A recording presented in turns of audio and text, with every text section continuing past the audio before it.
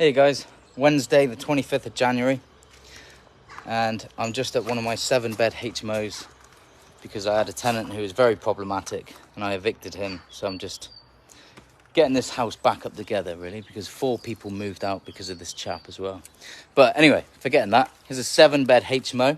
This was one of the very first HMOs I took on, one of the 3. I took on 3 at the same time. What do you reckon this property's worth? Last time I checked, it was like 750,000. Do I own it? No. I control it and make a nice, about £980 profit a month, right? So the landlord owns this one. He also owns that one. I'm lined up to get that one in September. So that's the great thing. You put in all the work to get your first deal, and then suddenly the landlord tells you he owns that one as well. So I thought I'd give everyone a quick tour. This is in a great location. Always take on HMOs in high demand areas because there's 7 bedrooms. You have to be sure you can fill these 7 bedrooms. Here's a kitchen. If I actually pan the camera around. Always go with quirky colours. You know, B&M, The Range, B&Q, tough paints. These paints are brilliant. I really recommend going with these paints because you can scrub, stains on the walls. They can be scrubbed and it doesn't take the paint off. This room was just a really plain white room and I really wanted to experiment and I absolutely loved this room. So all I've done is got 2-inch masking tape, run it down the wall, a couple of triangles, paint colours in each section. Yeah, and it's a really quirky electrical cupboard. I'm just taking meter readings whilst I'm here. Really quirky living room. Smart TV. Yeah. So here's the kitchen. Huge space, So how did I meet this landlord? Through estate agents. Through calling random estate agents. Just got lucky. Had a day full of 11 viewings. This estate agent. So the Friday before, I had nothing in my pipeline. Absolutely nothing. I had nothing to do. Got to Monday, made 15 phone calls. This one agent said to me, yeah, I'll ping you through an email with the properties that are suitable. 11 properties. One of the properties was this one. So I made an offer. Again, it's really simple. The Range bedding kits, B&Q paint, and it just transformed a really bland looking student house to a nice working professional house. So the reason I've got so many empty rooms is because I had a really problematic tenant who upset quite a few other people and they all moved out. Understandably so, I would move out as well. But he's gone now, so sometimes you need to take control of your own business, step away from the systemization and get involved to get it back on track. And this house needs to get back on track. Getting there. So I filled a few rooms. Just got those 2 rooms. This is the room that was problematic.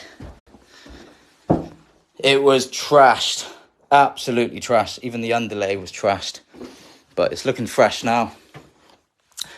It's getting there. So just got to conduct viewings. Getting carpet fitted next week. These rooms are gone. That room's gone. 2 rooms upstairs. They're rented out. Another shared bathroom.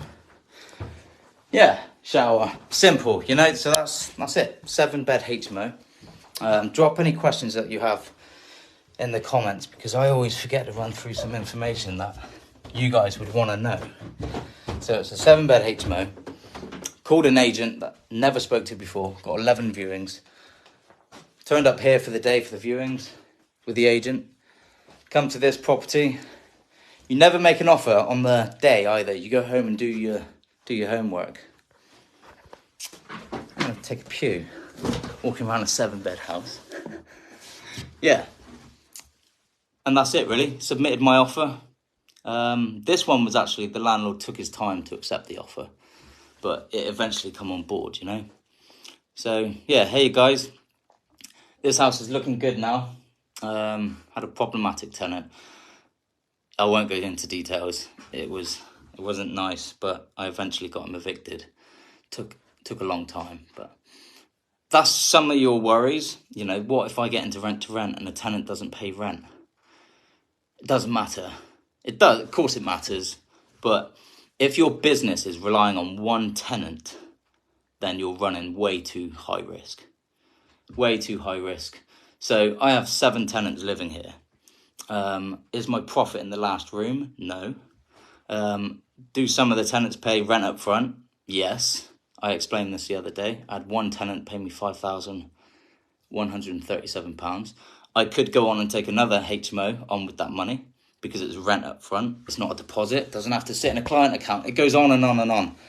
So you could use, yes, this house, a tenant has stopped paying rent, but you use the other money you've got from filling those 7 rooms in the first place to take on more deals.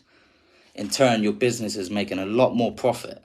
So 1 room empty is just annoying. It won't keep you up at night. Your business isn't making a loss. It's just annoying. So anyway, I waffle. I got him out, taking control of the house now, conducting viewings whilst I'm down here. And yeah, it's good.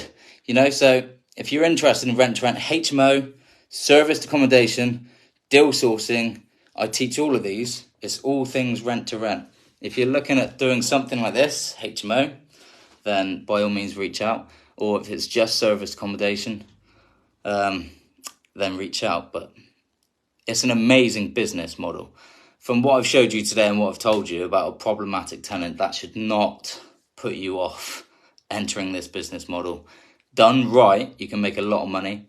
You never play high risk. So I've learned a lot of lessons from the time I've been doing it. And my referencing is absolutely bulletproof now. Only the genuine tenants get by. The only reason this tenant slipped through the net is basically, I would say he was a friend. He was a friend. He was a landlord. And this chap put my friend's name down as his current landlord. So he passed all the reference checks. He had no credit, bad credit or anything. His bank statements looked good. He was employed.